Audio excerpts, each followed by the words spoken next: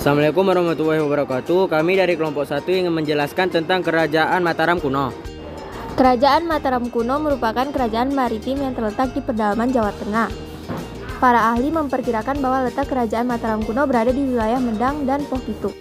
Raja-raja yang memerintah kerajaan Mataram kuno di Jawa Timur yaitu yang pertama ada Empu Sendok. Empu Sendok yaitu memerintah pada tahun 928 sampai 947. Empu Sendok merupakan pendiri dinasti baru dinasti Isyana dengan bergelar Empu Sendok Sri Isyana Tungga Dewa Wijaya.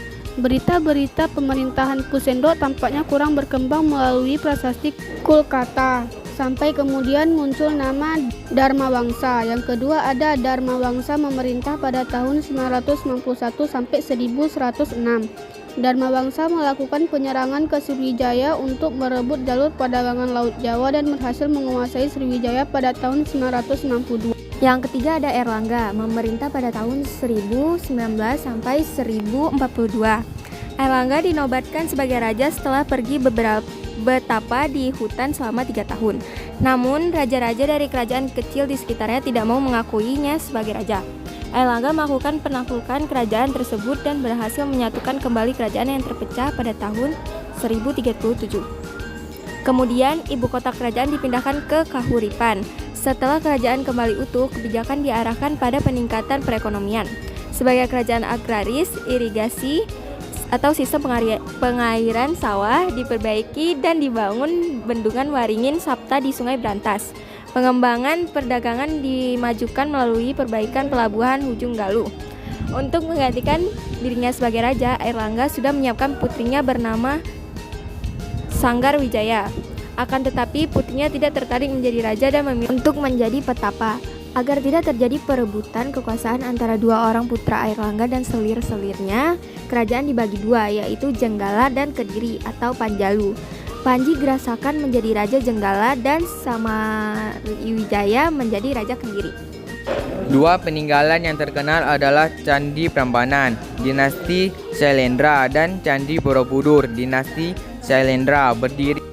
Berdirinya kerajaan Medang tercatat di dalam Prasasti Canggal 732. Prasasti ini menulis bahwa Yawat Wipa atau Jawa dahulu dipimpin oleh Raja Sana yang arif dan adil, serta perwira yang tangkas, serta bermurah hati pada rakyatnya. Sana tewas dalam peperangan hingga akhirnya tongkat kepemimpinan digantikan oleh keponakannya bernama Sanjaya.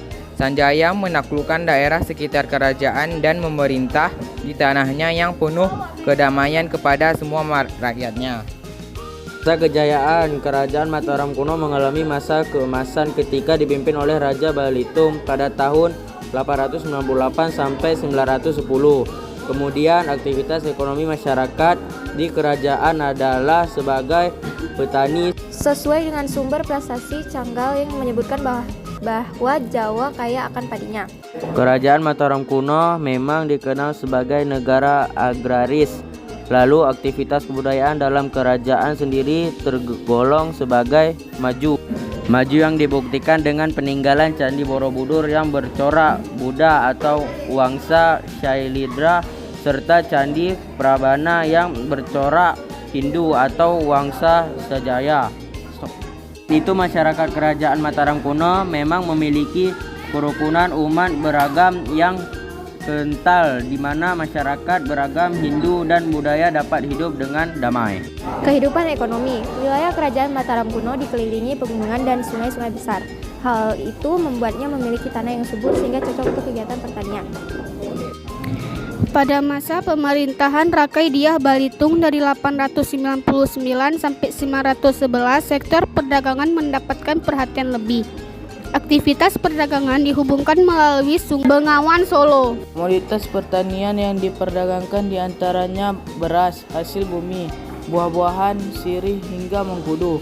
Selain memperdagangkan produksi pertanian, masyarakat Mataram kuno juga berdagang hasil kerajinan tangan, perkakas dari logam, pakaian, gula kelapa, arang, kapur, sirih, dan hewan ternak seperti ayam, kambing, itik, dan lembu. Masa keruntuhan. Kerajaan Mataram kuno mengalami keruntuhan pada tahun 1080. Ada beberapa waktu yang menyebabkan keruntuhan pada kerajaan tersebut. Yang pertama adalah letusan gunung berapi. Lokasi kerajaan yang berada di Jawa Tengah dengan banyak gunung berapi membuat letusan gunung berapi merusak istana kerajaan. Yang kedua adalah kekosongan kekuasaan di masa raja terakhir, karena sang raja tidak memiliki pewaris tahta, sehingga kekuasaan diberikan oleh Pusindok yang merupakan seorang penasihat kerajaan. Pusindok sendiri kemudian mendirikan dinasti Isyana yang memindahkan ibu kota ke Jawa Timur. Selain itu, kerajaan Mataram kuno juga bermusuhan dengan kerajaan Sriwijaya dengan Wangsa Syailendra.